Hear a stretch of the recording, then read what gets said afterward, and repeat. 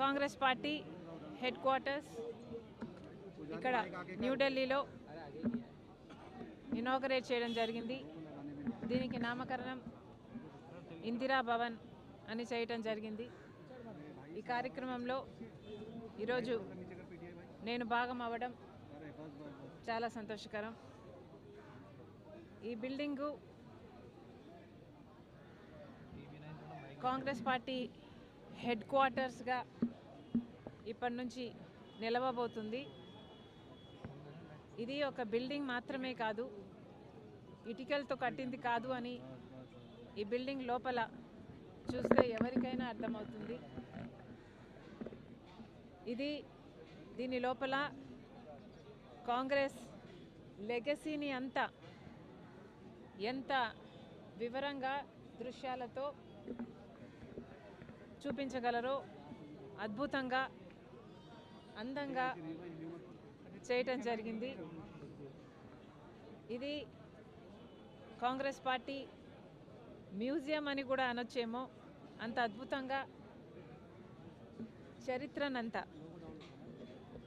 Congress party చరిత్రనంతా దీంట్లో పొందుపరచడం జరిగింది. అసలు లోపల భాగం చూస్తే ఎంత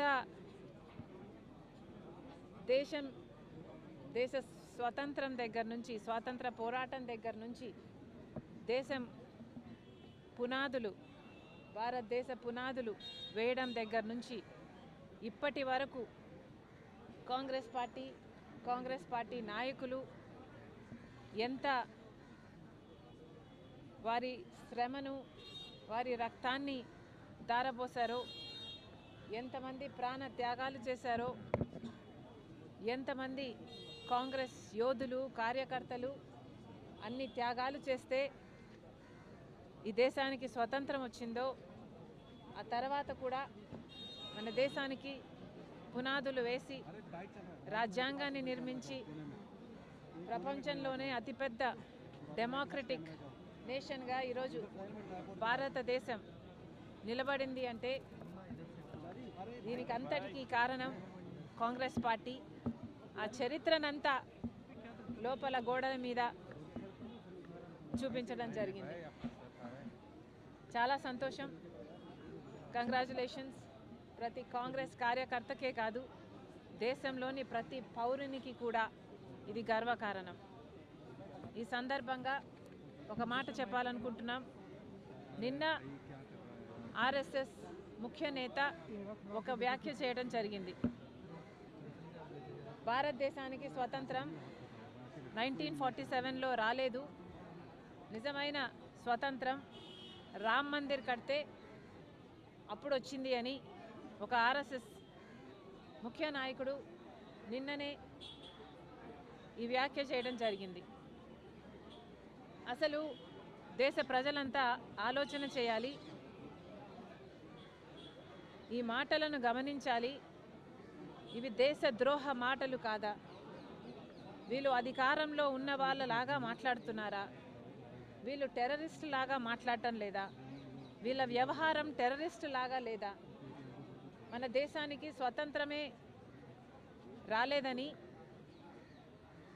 1947లో లాంటి వ్యాఖ్యలు చేస్తున్నారు. రామ్ మందిర్ కట్టినప్పుడే స్వతంత్రం వచ్చింది అని మాట్లాడుతున్నారంటే వీళ్ళ విజ్ఞత, వీళ్ళ ఆలోచన తీరు ఎలా ఉందో ప్రజలు గమనించాలి. నిజంగానే ఆర్ఎస్ఎస్ కానీ బీజేపీ వాళ్ళు కానీ స్వాతంత్రం కోసం పోరాటం చేసింది లేదు కాబట్టి వీళ్లకు స్వాతంత్రం 1947లో వచ్చింది అంటే నిజంగానే వీళ్ళకు ఆశ్చర్యం కలగడం సహజమే అనిపిస్తుంది.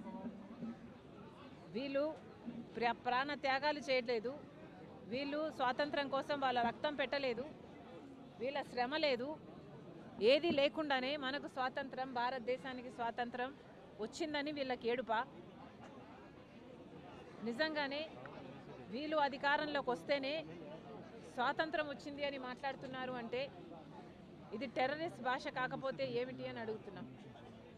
మళ్ళీ చెప్తున్నాం, ఒక్క కాంగ్రెస్ పార్టీ మాత్రమే ఈ దేశానికి స్వాతంత్రం కోసం పోరాటం చేయడమే కాదు, రాజ్యాంగాన్ని నిర్మించడమే కాదు, పునాదులు వేయటమే కాదు ఈ రోజు వరకు కూడా ఇన్ని భిన్న మతాలు, కులాలు, భాషలు, ప్రాంతాలు ఉన్న దేశాన్ని ఏకంగా ఉంచుతున్న, రాజ్యాంగాని కోసం కొట్లాడుతున్న ఏకైక పార్టీ ఈరోజు కాంగ్రెస్ పార్టీ.